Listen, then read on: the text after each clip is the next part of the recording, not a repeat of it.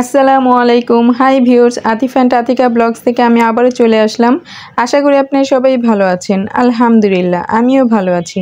কাছে দূরে যে যেখান থেকে আমার এই ভিডিওটা দেখছেন, ভালো লাগলে প্লিজ লাইক, কমেন্টস এবং সাবস্ক্রাইব করে পাশে থাকবেন। আশা করি আমার ভিডিওটা না টেনে সম্পূর্ণটা দেখবেন, আর পুরো ভিডিওটা দেখলে ইনশাল্লাহ ভালো লাগবে। তো আজকে আমি সবচেয়ে সেরা স্বাদের আলুর দম কীভাবে বানাবেন সেটাই দেখাবো। খুব সহজভাবে আমি এই রেসিপিটা আজকে আপনাদের সাথে শেয়ার করব। তো এইখানে আমি তেলের সাথে কিছু পেঁয়াজ কুচি হালকাভাবে ভেজে নিয়েছি, কাঁচা ভাবটা যেন চলে যায়। তার সাথে কিন্তু এলাচ, দারচিনি, তেজপাতা দিয়ে আমি ভেজে নিয়েছি। এরপর এক এক করে সব মশলাগুলো আমি দিয়ে দিচ্ছি। এখানে দিয়ে দিয়েছি আদা রসুন বাটা, হলুদ মরিচের গুঁড়ো, ধনিয়া গুঁড়ো, স্বাদ মতো লবণ আর একটু পানি। তো মশলাটা ভালোভাবে কষানো হয়ে গেলে আর এদিকে আলু আমি কেটে রেখেছি, এই যে একটু বড় বড় সাইজ করে কেটে রেখেছি আর পানিতে ভিজিয়ে রেখেছি। এখন ভালোভাবে ধুয়ে নিব।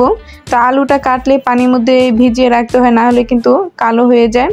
আর এই যে মশলাটা যখন কষানো হয়ে যাবে, প্রায় হয়ে গিয়েছে, এখন কিন্তু আমি আলুটা দিয়ে দিব। আর আলু দিয়ে নেড়ে চেড়ে মশলার সাথে ভালোভাবে একদম মিশিয়ে দিব আর ঢাকনা দিয়ে ঢেকে আমি কষিয়ে নিব ভালোভাবে। তো এইভাবে আলুর দমটা বানালে ভাত, রুটি, পরোটা যেটার সাথে ইচ্ছে খেতে পারবেন, খুবই মজার। আর সময় কিন্তু খুব একটা লাগে না, অল্প সময়ের মধ্যে কিন্তু এই আলুর দমটা বানানো যায় আর খেতে কিন্তু অনেক সুস্বাদু।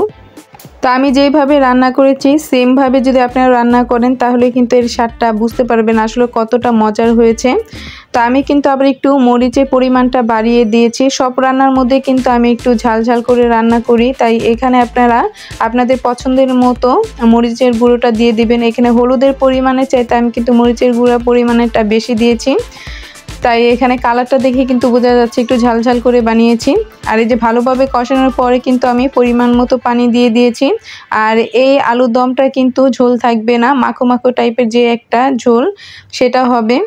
আর এই যে দেখেন একদম হয়ে যাচ্ছে প্রায়। আর এই আলুর দমটা কিন্তু আমি প্রায় সময় বানাই, তো আজকে ভাবতেছি যে আপনাদের সাথে শেয়ার করি, তো শেয়ার করেই ফেললাম। তো এই যে নেড়ে চেড়ে আমি কিন্তু আবার ঢাকনা দিয়ে ঢেকে দিব।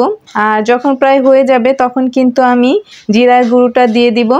আর সব কিছুর ক্ষেত্রে দেখা যায় বড় মাছ রান্না করলে কিংবা মাংস রান্না করলে এই জিরার গুঁড়োটা কিন্তু আমি মিস করি না।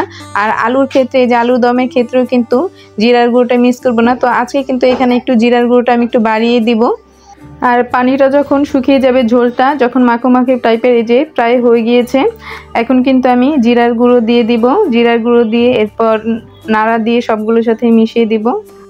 আর আমার ঘরে কিন্তু সবসময় এই জিরার গুঁড়োটা ভেজে এরপর আমি গুঁড়া করে রাখি, কারণ কখন লাগে কোন তরকারির মধ্যে দিয়ে, এই জন্য বেশি করে সবসময় ভেজে এরপর গুঁড়া করে রেখে দিই। তো এই যে এই ঝোলটা কিন্তু, যে এখন যে এই ঝোলটা আছে এটা কিন্তু নামিয়ে ফেললে আলুর জন্য আরেকটু কমে যাবে, কিন্তু ঘন হয়ে যাবে। তো এখন চুলাটা বন্ধ করে দিয়েছে। আর এই যে দেখতেই পাচ্ছেন ঝোলটা কেমন, একদম মাখো মাখো টাইপের। এইরকম কিন্তু ঝোল হলে আর এরকম আলুর দম হলে কিন্তু রুটি, পরোটা, এরপর ভাতের সাথে কিন্তু অনায়াসে চলে যাবে। এইভাবে রান্না করে দেখবেন। এই যে আমি কাছে থেকে দেখাচ্ছি যে ঝোলটা কেমন একটা ঘন হয়েছে। আর এইরকম ঝোল এই তরকারির মধ্যে এই আলুর দমটা কিন্তু অনেক ভালো লাগে, অনেক মজার হয়। তা আমি যেইভাবে রান্না করেছি আলুর দমটা আপনারাও রান্না করবেন। আর এই যে এখানে লাল শাক আজকে ভাজি করব, তো অনেক দিন ধরে ভাবছিলাম এর মধ্যে কিন্তু পুঁই শাক কয়েকবার খাওয়া হয়ে গিয়েছে, কিন্তু লাল শাকটা আমি কতদিন ধরে ভাবছিলাম যে খাবো, কিন্তু আর আনা হয় না। তো আজকে নিয়ে আসছে, এখন আমি এই লাল শাকগুলো সুন্দর করে বেছে নিব। আর আমার আতিফা, আতিকা সবাই কিন্তু এই লাল শাকটা খুব পছন্দ করে। এই যে কিছু লবণ দিয়ে এরপর আমি সিদ্ধ করে নিচ্ছি। তো যখন সিদ্ধ হয়ে যাবে তো খুন্তির সাহায্যে আমি কিন্তু একদম শাকটা একদম ভেঙে দিব, কারণ এই শাক যে ডাটা সহ যেগুলো আছে একটা কিন্তু এরকম ডাটা থাকবে না, সম্পূর্ণ একদম ভেঙে দিব খুন্তির সাহায্যে। আর এই যে পানিটাও কিন্তু শুকিয়ে যাবে। আর যখন পানিটা শুকিয়ে গিয়েছে তখন কিন্তু আমি কিছু পেঁয়াজ কুচি আর রসুন কুচি দিয়ে শাকটা ভেজে নিয়েছি, সেটা আর দেখালাম না। আর বাসায় একটা কিউট বিড়াল নিয়ে আসছি, বিড়ালের বাচ্চা, ছোট একটা বাচ্চা। তো এটাকে ঘরের মধ্যে রাখবো, কিন্তু এখন কবুতরের খাঁচার মধ্যে রেখেছি, কারণ এটার ভ্যাকসিন এখনও দেয়া হয়নি, যেহেতু আমার বাসায় ছোট বাচ্চা আছে। তো ভ্যাকসিন দিয়ে এরপর এটাকে ভালোভাবে শ্যাম্পু দিয়ে গোসল করিয়ে নখ কেটে এরপর ঘরে উঠাবো। তো যখন নিয়ে আসছিল তখন আতিকা তো অনেক খুশি হয়েছিল। এই যে আমি খাঁচাটার মুখটা খুলে এরপর ভিডিওটা করছি, কিন্তু এমন অবস্থা ও বের হয়ে যাবে। তো আমি হাত দিয়ে ধরে রেখেছি, তারপর কিন্তু ও দৌড় দিতে চায়। তো খাঁচার মধ্যে যখন রাখি তখন এক খাঁচা থেকে আরেক খাঁচায় নেমে যায়, সেটা আমি আপনাকে দেখাচ্ছি। প্রথমেই কিন্তু নিচের খাঁচায় ছিল, তো ও উঠে যায় উপরে। তো উপরে ওকে খাবার দেয়, ও খেয়ে আবার নিচে যে শুয়ে থাকে।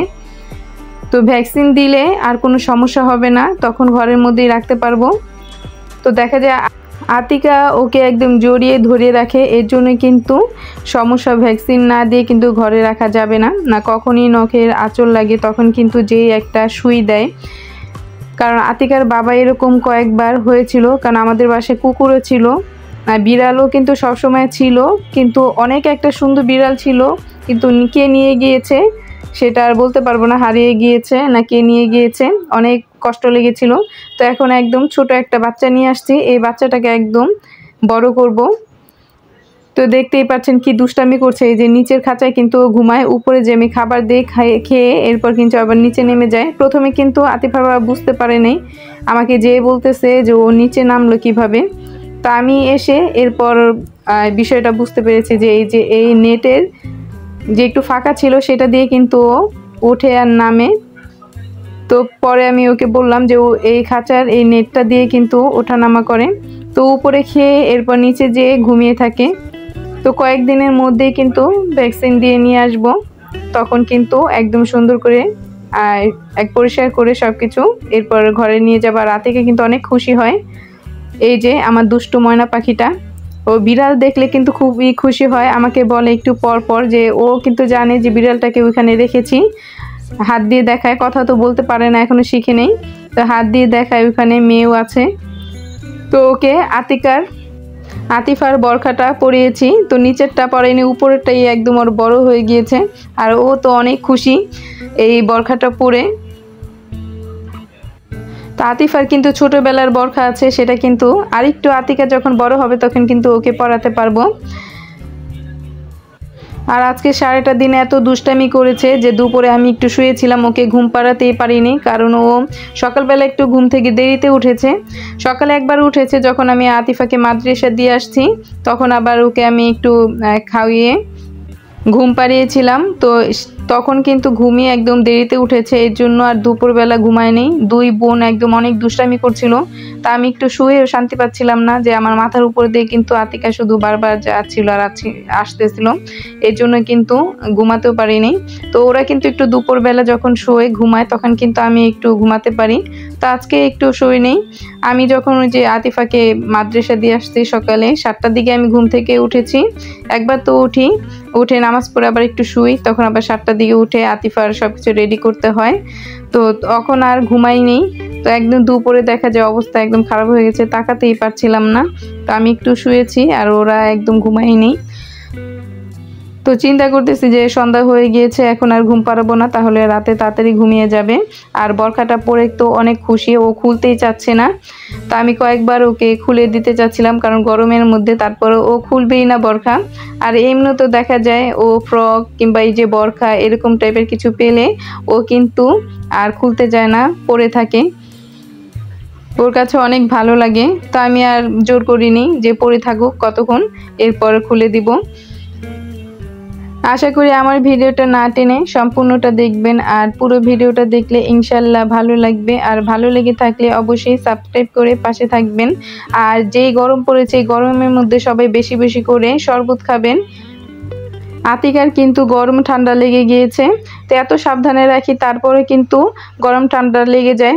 আর যেহেতু অনেক গরম পড়েছে একটু ঠান্ডা পানি খাওয়া হয়, ওকে কিন্তু আমি ঠান্ডা পানি দেই না, তারপরও ও বুঝে যায় যে যখন ঠান্ডা পানি খাই তখন কিন্তু ও বুঝে যায় আর খাওয়ার জন্য কিন্তু কান্নাকাটি করে, তারপর কিন্তু দিতে হয় একটু, আর সেটাতে কিন্তু ঠান্ডা লেগেছে। তো সবাই ভালো থাকবেন, এই গরমের মধ্যে যাদের বাচ্চা আছে তাদের বাচ্চাদের প্রতি যত্ন নেবেন। সবাই 5 ওয়াক্ত নামাজ পড়বেন। আজকে এ পর্যন্তই, আল্লাহ হাফেজ।